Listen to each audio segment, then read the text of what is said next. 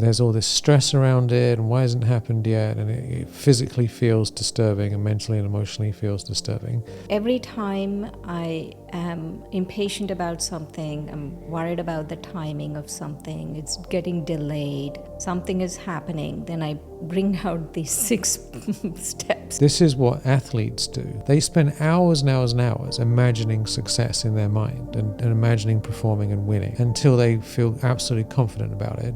And myself is the soul, and I'm creating this space, and I'm detaching myself from the outcome. Welcome back to Spiritual Sense, Love and Blessings. Today we're diving into how to trust the divine timing of your life.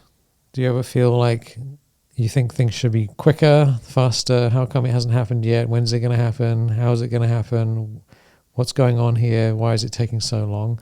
We can want all sorts of things to change in our life and then just not changing, or we're wondering when something's going to shift. And all of that causes us a lot of stress, a lot of negative thoughts, stressful emotions, forcing, getting upset.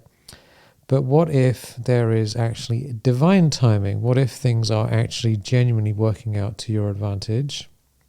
And what if there is a deeper reason that things haven't changed yet and that they're going to come at the perfect moment and we're not exactly sure when that is?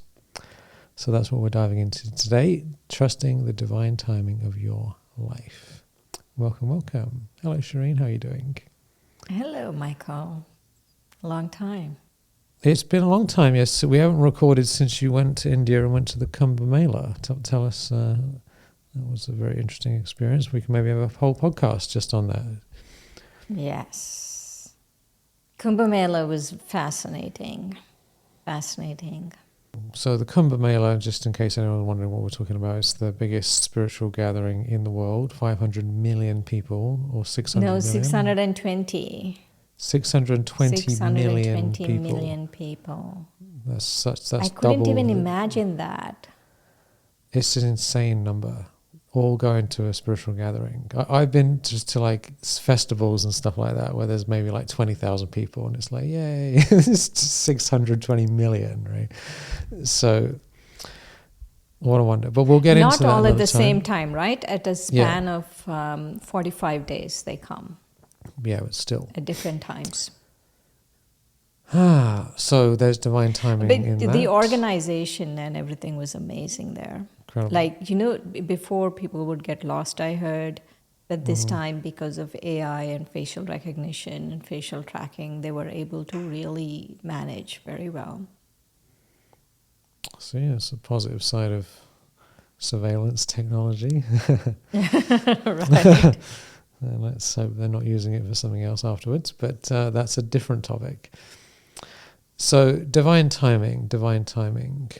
What have you got to say about this? How do we trust divine timing? How do we trust divine timing when things are not the way we like them? I think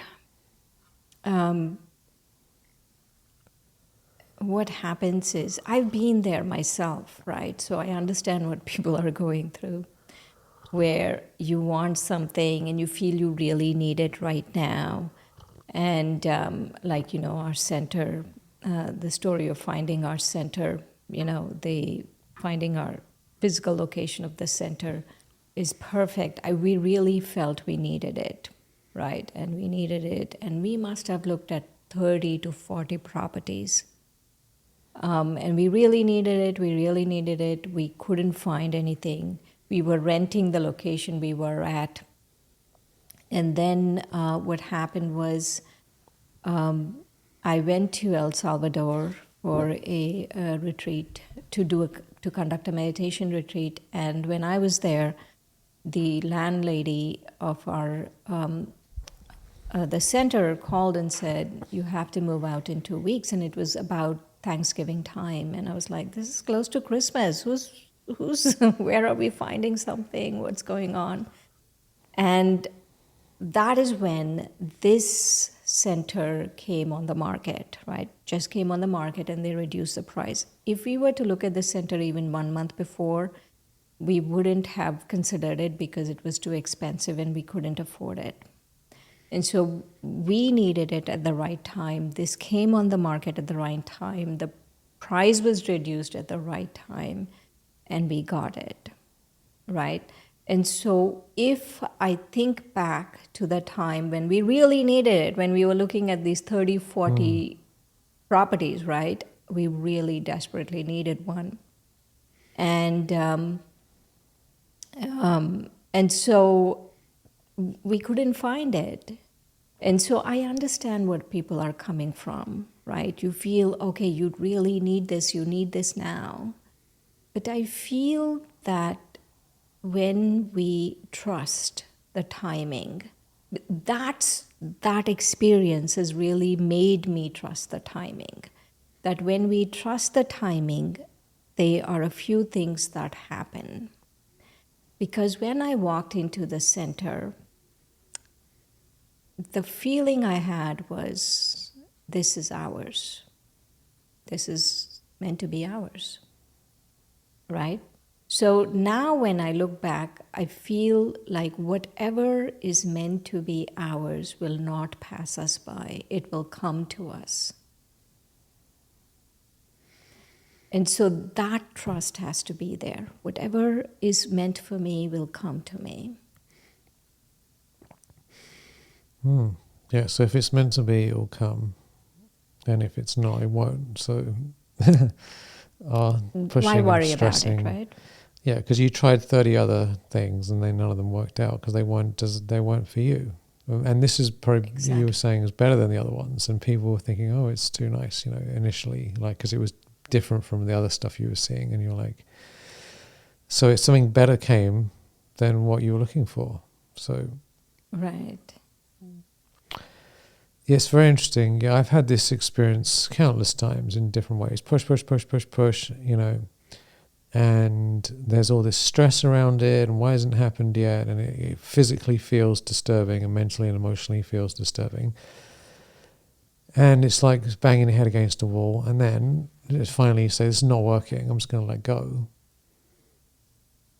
And then something else happens. It's like, oh, that's like I recently, just like 2-3 days ago, so I've needed certain help in my work, right? So I've been putting it off, and then I said, I need to hire somebody. So then I hired somebody, and then just as she was about to actually start doing what she was supposed to be doing, she said, no, I can't do it. So that's like, oh. And so now there's someone else, right? And if this other person works out, because I haven't hired her yet either, then that would have been the destiny that was supposed to happen. And this other person was never going to work with me anyway. So it was all like designed in a particular way. And my attitude nowadays is just wait and see.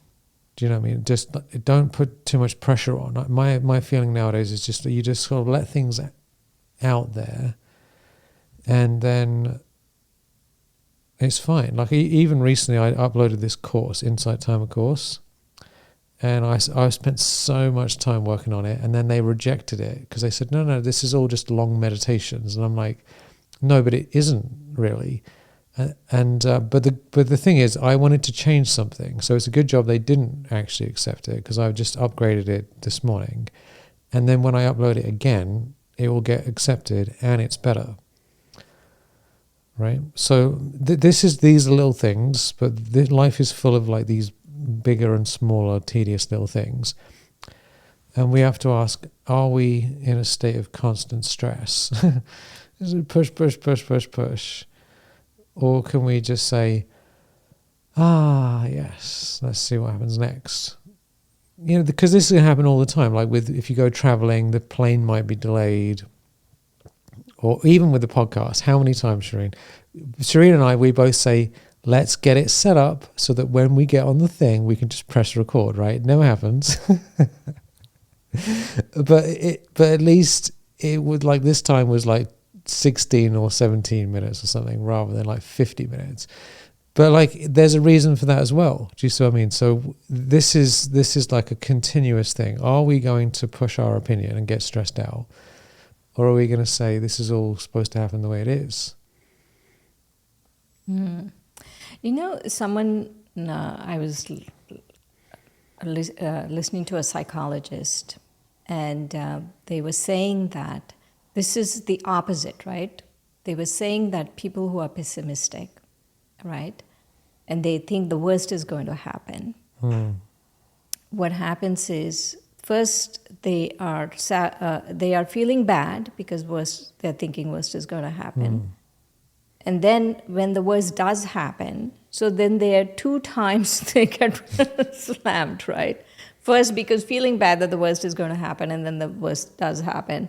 If the worst does happen, then that time, right? But now we have to shift that to the timing, right? Now is not the right time, but the best is going to happen. What is meant for me and the best is going to happen, right? If I trust that. If I trust that, then I'm actually winning twice. I'm winning now for trusting, and I'm winning when it actually happens. Yeah. And on the other side, if it doesn't happen for some reason, right, then you also trust that was divine timing and that doesn't upset you either. Right. So you win all the way across, really, regardless of whether it works out or not. You know, Albert Einstein said something very profound. He said the most fundamental decision we all human beings have to make is, are we living in a friendly universe that works for our benefit, or are we living in a hostile universe? And so that's a decision we have to make, right? That's a fundamental decision we have to make, right? It's like deciding which career you want to do, what you want to do for the next 10 years, right? Because that's a very important decision.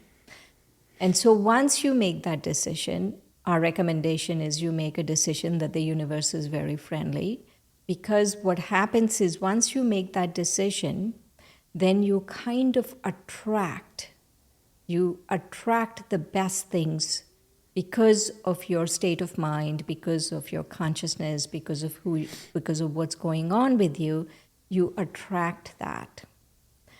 And so if I make a decision that the universe is my enemy, it's out to get me, so I'm losing every minute. I'm losing when I'm thinking, I'm losing when it doesn't happen. And even if I get something, I'm not happy with it because my mindset is like that. And so this is why we need to understand that trust in divine timing really comes with understanding that the universe is going to work for my benefit. The cosmic play, the drama, it's beneficial, it's going to work for my benefit, and everything will work out. And whatever happens, I will be happy with it.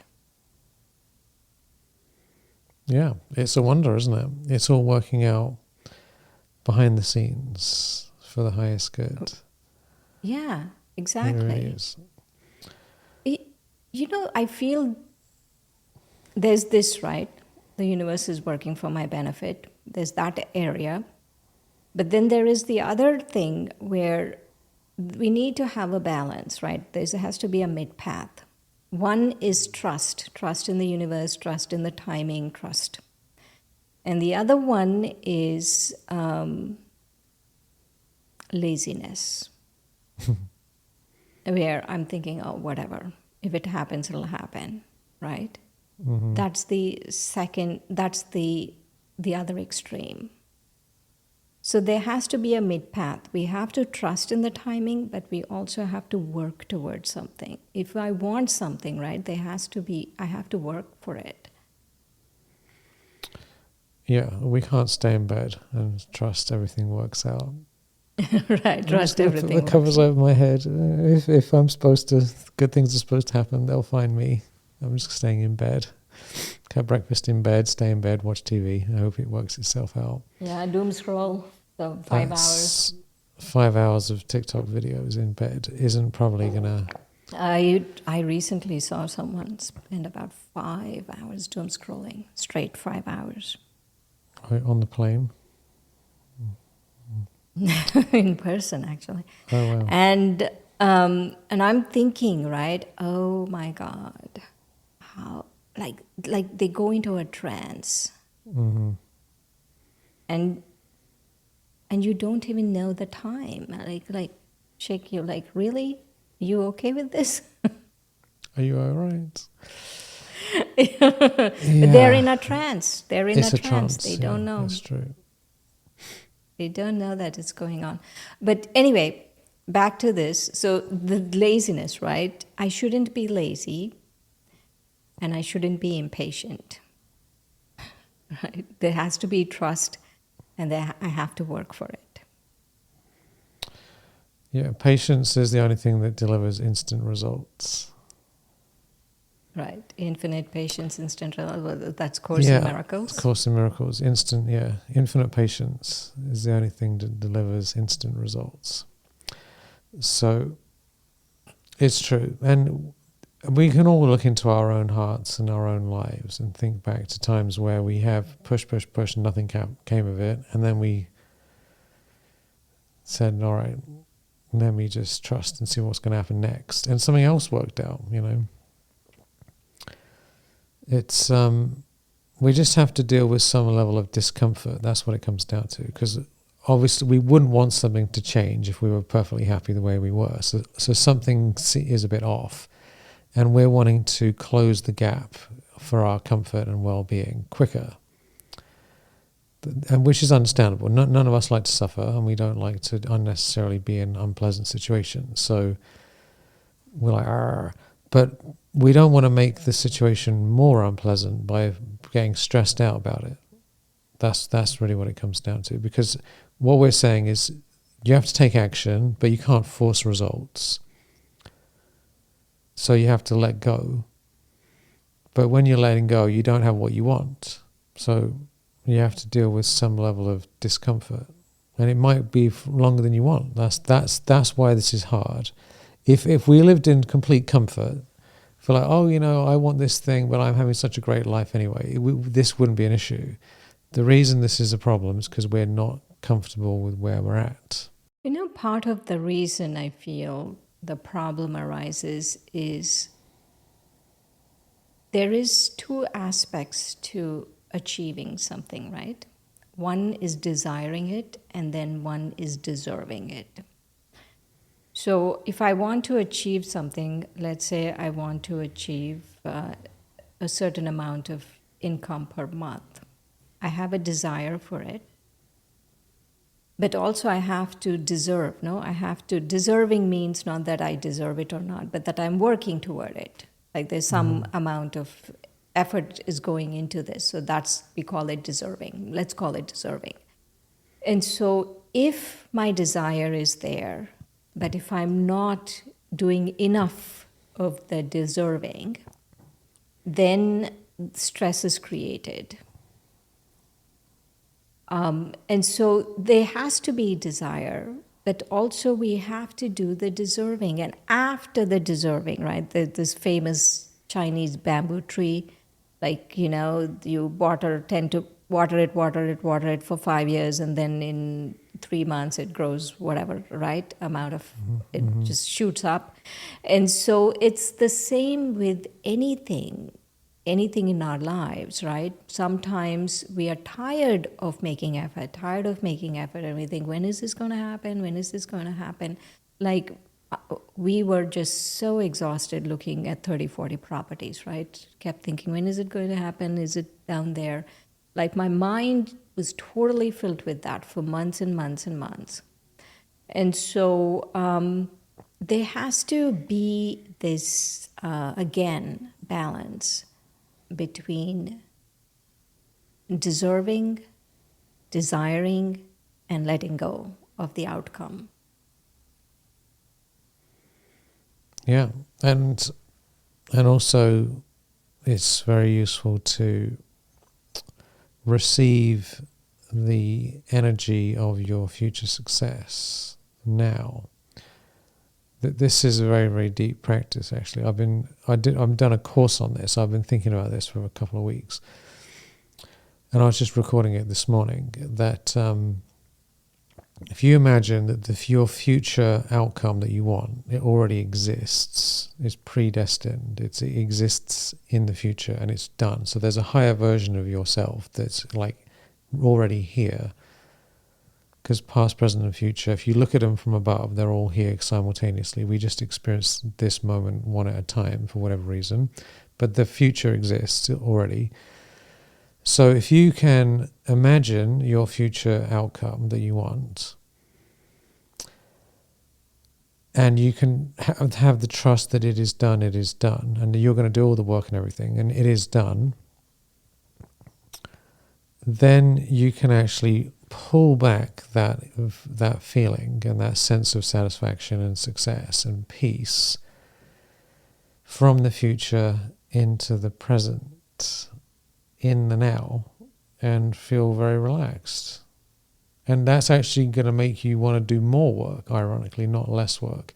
This is what athletes do. Like, think about the Olympians who are winning gold medals.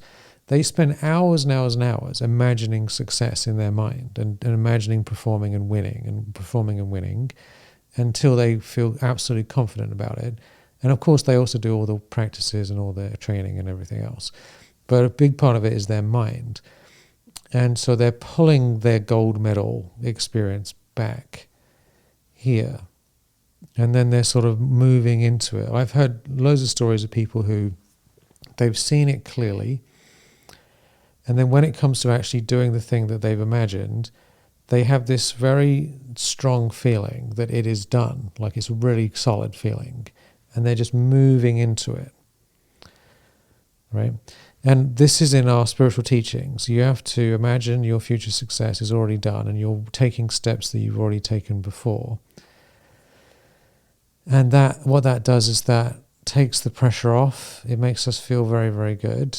And it makes us also take action with a sense of grace rather than with a constant state of stress, which is much more like, because if you think about it, which type of action is going to get better results? One action is that I'm feeling really, really awful. I wake up feeling stressed out. I'm stressed out the whole day. I'm pulling my hair out. Everything's a disaster. I'm having nightmare thoughts. That's one sort of way of going about things. The other way is to imagine it's already done. Success is guaranteed. Success, success, success. I'm feeling great. And with joy, I'm doing things. Which one is more likely going to be a more powerful action? Do you know what I mean? Yeah, Think about right. just the power. Absolutely right. You know? So we can not... So what we're kind of talking about today really is that you win twice by doing this, or you lose twice by doing it the other way. Right, right. You know, after many, many frustrating situations around wanting things and not happening, and like, oh my God, I have to suffer through this, being impatient. Many of those instances, right? The final straw was, of course, the center, but before that, many instances. I've come up after the center, right? After the episode with the center, I've come up with the 6-point plan. Every time I am impatient about something, I'm worried about the timing of something, it's getting delayed, something is happening, then I bring out these 6 steps and I keep, my mind keeps going through these 6 steps. You want to hear it? Well, of course, we have to have a Shireen's 6-step plan. At least it's not a 16-step plan, so this is great. I know, right? This is just 6 steps. Oh my God. So how long have you had these 6 steps? For a few years. A few years? Like any time delay happens, like even when I was at the Kumbh Mela, right? It was the flight back from Prayagraj to Hyderabad was so packed, right? This airport must have seen 1,000 passengers a day before, and now it's seeing like, 200,000 passengers a day. Everyone's coming through this one airport. This is one tiny airport, corridor. Right? And it's not that big an airport. It's a small airport. And you couldn't go inside the airport because there's no space inside the airport till about 3 hours before your flight. You couldn't go inside the airport. So when I got dropped off, like I was shocked, like there's a Kumbh Mela going on here, like Yeah. thousands of people outside the airport. Yeah.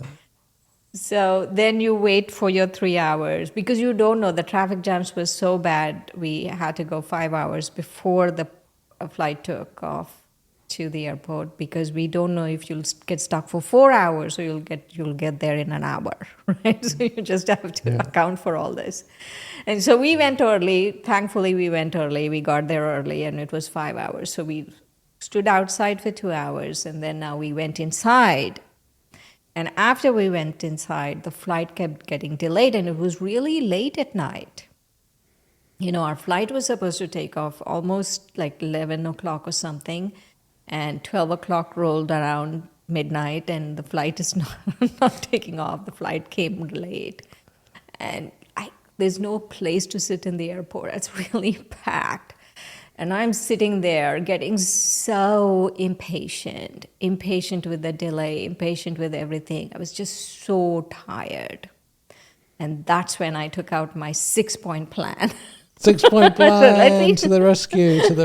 Let me just sit down and do this. Okay, the 6-point plan, I changed it. I do a different version of it for different occasions. But for this particular occasion, I did a particular version of it, and I will go through a different version for different occasions. All right. So before you get into it, so let's just whoever's listening to this, imagine something you're frustrated about that's not happening. It's taking too long. You're like, when is this going to happen? There's no benefit. What's going on?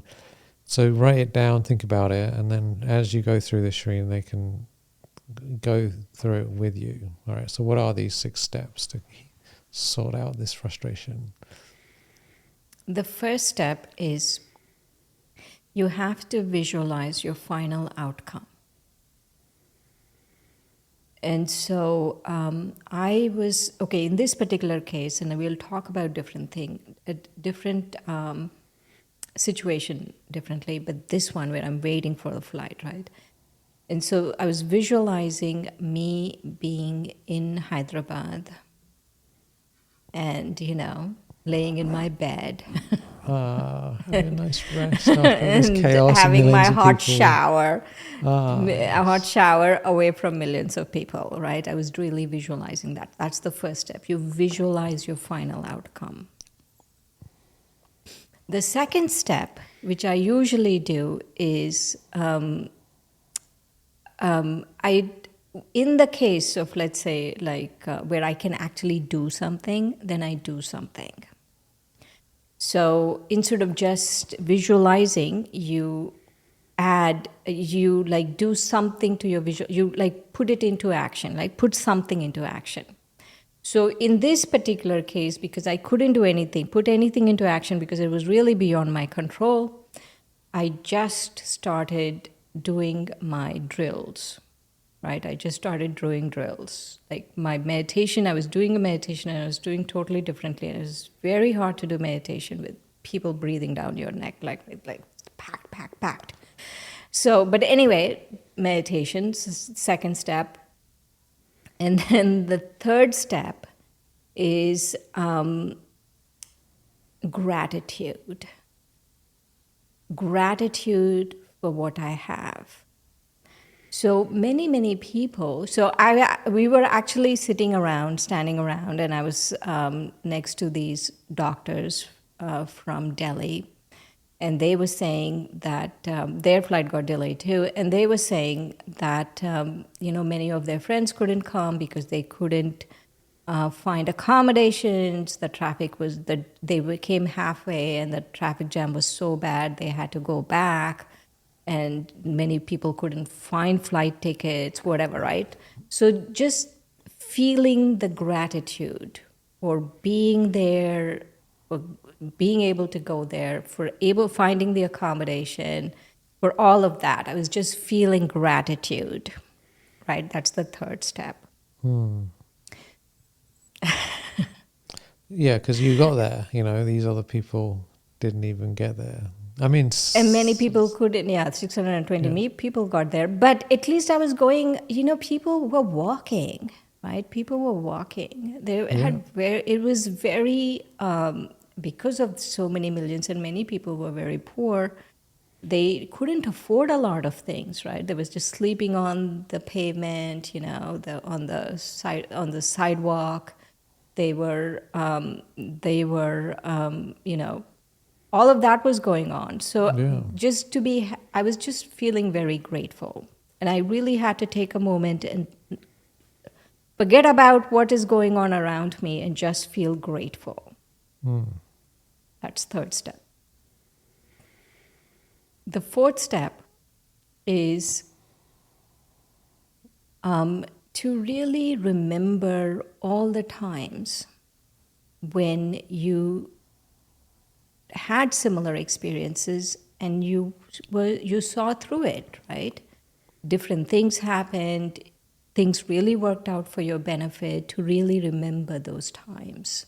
Because I was remembering, in this particular case, I was remembering, there was so many times flights got delayed, so many times. And I finally went to my destination and everything was fine. Why am I getting so stressed out about this right now? Mm-hmm. But in different situations, we can it's happened bring in different loads things. of contexts, yeah. Yes, so many different things contexts. didn't work out. Yes. And then they did work out. And then they did work out and everything was fine. Right? Yeah. That's what, fifth step? Was that the Fourth fifth step? I Was the can't fourth remember. step. I've lost track now. But keep going. Right. Anyway, and then one of the things that for me I feel really helps is this whole deserving and desiring, right? That I have to minimize the desire. And I have to create space between my expectation of the outcome and me. I have to see the outcome as something there and myself as the soul, and I'm creating this space and I'm detaching myself from the outcome. So minimize the desire and detach myself from the outcome. And so in this particular case, I was really detaching myself from the flight being on time. I was just seeing myself as a soul and thinking, no, just detach yourself from the flight being on time. Just detach. And the final step is really to connect with God and have faith. Have faith that whatever is in your fortune will come to you. Just that, bring the presence of the divine in and just feel that faith come, that whatever is in your fortune will come to you. So not in this particular case, but in many other cases where I just had to sit down and tell myself, it's in my fortune, it will come to me. It's meant for me, it'll come to me. And in the past, whatever was meant for me came to me. Yeah, what a relief. So how did you feel after you did that? Really great and tired too, but because it was just you were just like, I'm tired, but everything's going to work out fine. Everything is going to work out fine. I just sat down and just, put my thing in, just totally went inside, and then just did my steps and did my drills and did all of that. And then we finally got on the flight and we went home. And I'm here. No worries. All worked out, right? Now it's all a strange dream, isn't it? Now it's all like what? Yeah. And so we have to really see the number of times actually life worked out for us. Mm-hmm. You have to count those as blessings. And those blessings will invoke more blessings. That's good advice. Yeah. So if you think about how many times did things seem like they were a bit shaky, but then they worked out. It's worth writing a list. Actually, I'm becoming a big fan of journaling recently because we can't see our thoughts clearly enough unless we write them down. When you actually see it on paper, what you're thinking about. So if you think, how many times has things worked out for me in my life? It's a big, thick book, actually. We're more prone to looking at when things didn't work out. For psychology, I'm not Or exactly just sure in what that that is. immediate moment, no? Immediate Yeah. moment, we are getting caught up in the moment. Like, Yeah. no, just step back and it's okay. We don't need to get caught up in the moment. No. Like, there's so many things that we, in the moment, are a big deal. And then later on, we just don't care, actually. And certain things that we think we There's really one more need. step. Yeah, Okay, I you did added a mention step? gratitude, right? No, the gratitude. I mentioned gratitude, right? You did, yeah. So I feel that we are constantly thinking, I want, I want, I want. And we are not being grateful for what I have. And so, what happens this step, right? I feel all the steps are very important, but this step of gratitude, right? Being grateful for what we have. Because if I'm not grateful for what I have, then what's going to happen if I do get something I want? Then what makes me think I'll be happy getting what I want? It's Because not I'm gonna not happen. grateful for what I have. So many times in life, we get what we want, but if we have a habit of wanting things, we can't actually appreciate them for more than either a few seconds or possibly up to a few months at the longest. 3 months. 3 months, isn't it? 3 months is the limit. And then it becomes normalized. I find this such a fascinating psychological principle. I want, oh, please, please, please. And then we get it. And then we're like, yay. And then we normalize it. And it becomes that's now the new baseline. And then in order to get something else, it has to be higher. And that's why the various billionaires and successful people who have various things, they're not happy because they've normalized their new level, So it's like they got private jet and they got this, and this, and this. And they're like, oh, God, and it becomes harder and harder and harder to get a kick out of it. So now the latest thing is they need to get to Mars or whatever it is, right? Because that's a really extreme thing to manage to pull off. That's how extreme it gets, Oh, we have to take over the world and get to Mars. Then we'll be happy, finally. So, and then when they get to Mars, that won't be good enough, right? They'll be like, oh, it's only Mars. It's not even that far away.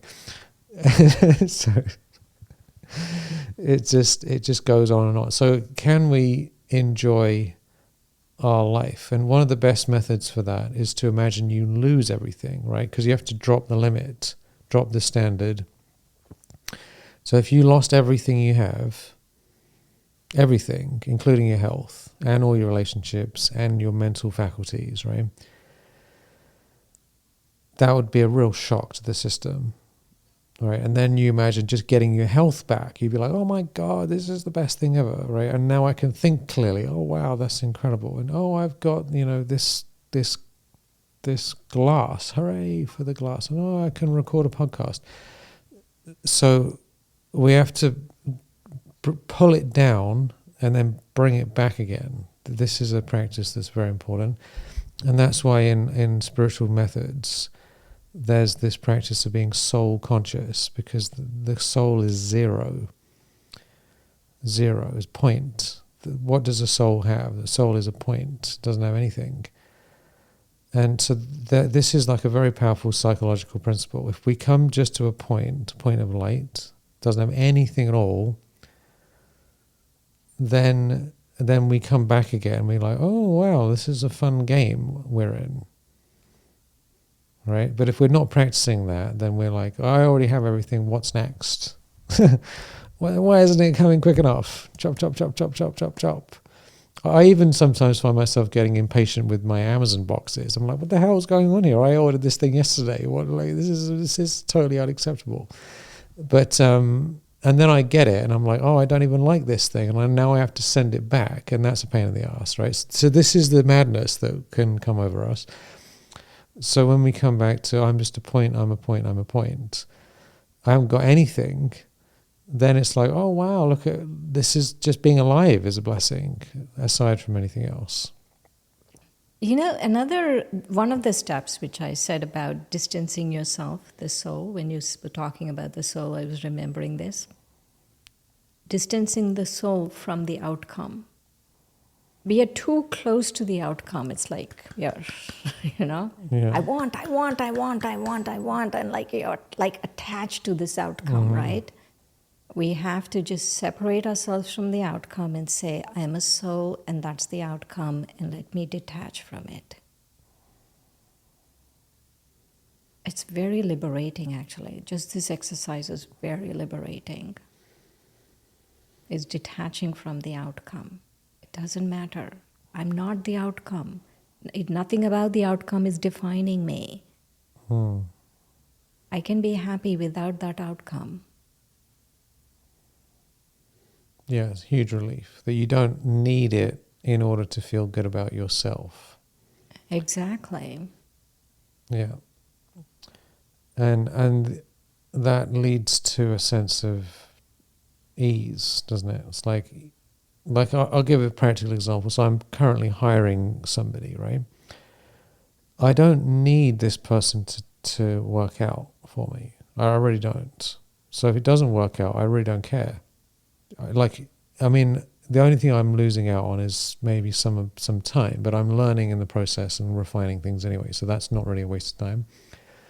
But in the past, I'd be like, I need to find people to do these things because it needs to be done and blah, blah, blah. And so I wasn't enjoying the experience, and I was attached to the outcome. And then it didn't work out very well either, because of the energy around it was stress. But like when we don't need it,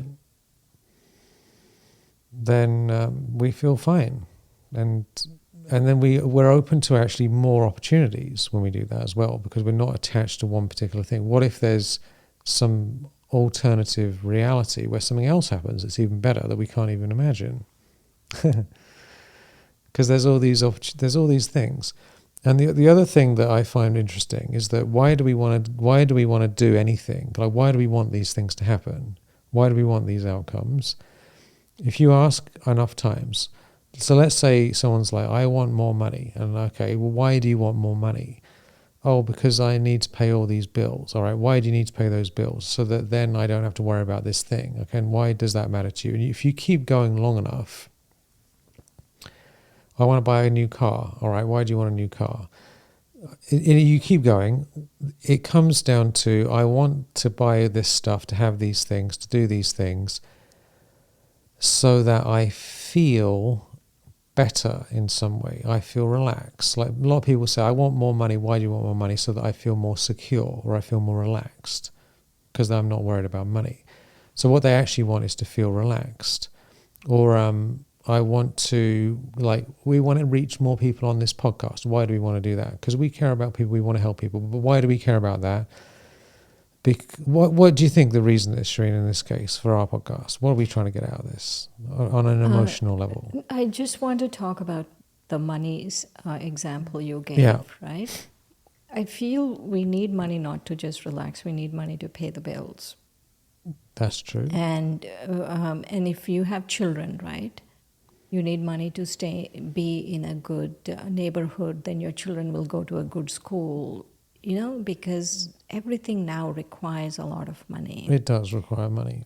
And everything, right? You go to the grocery store before, even two years ago, before COVID, you go to the grocery store, you spend $50, you got nowadays. decent groceries for a week, and now you have to spend $200, right? Yeah, it's quite funny, yeah. And and so I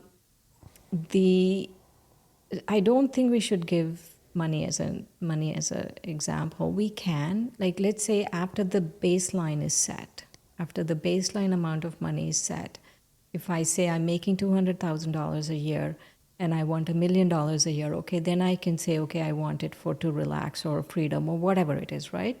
I can say those things, but I can't say those things till the baseline amount is met. Well, it's even if the base. No, I'm not suggesting that there's no practical benefit to money, because clearly there is. The point is that if you ask somebody, let's say someone, I've been in situations myself where I haven't been able to pay my bills, right?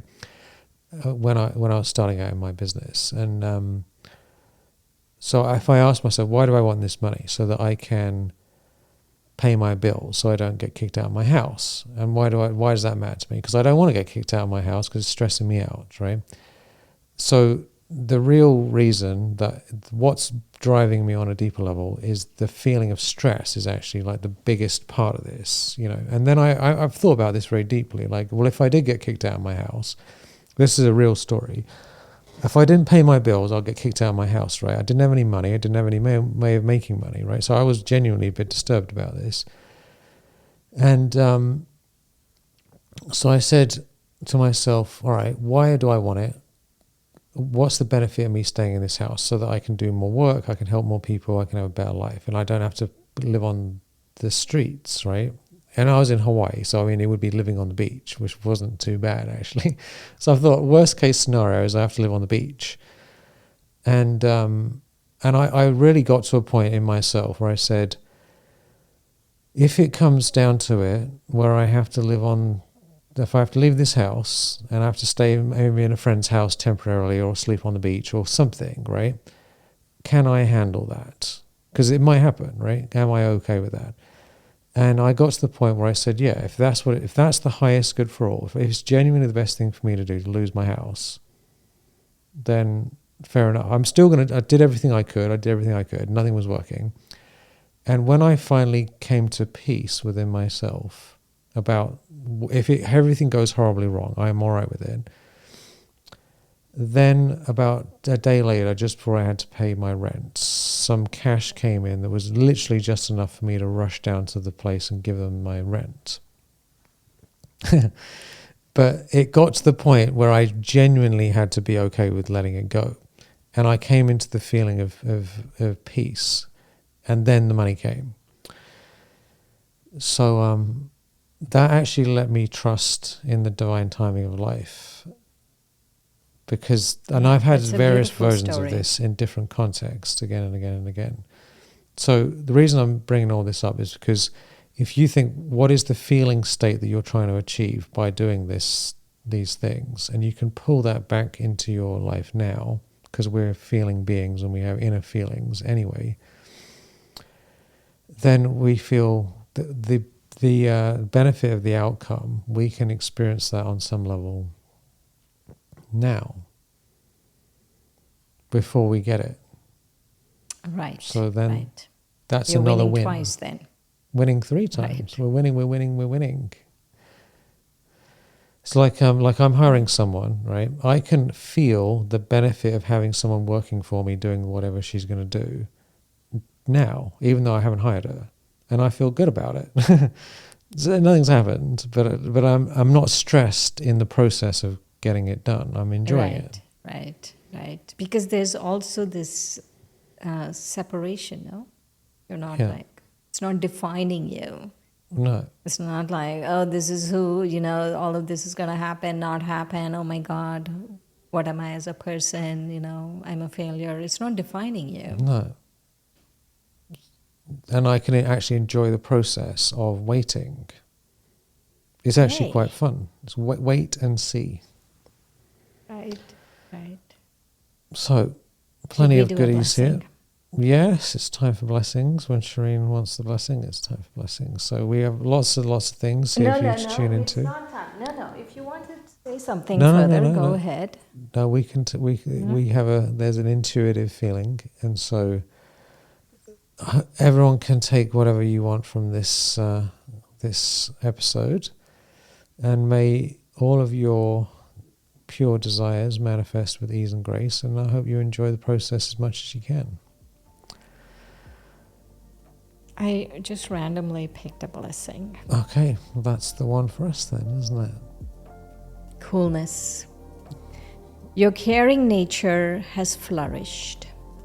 showing the world your remarkable abilities to bring calmness and coolness.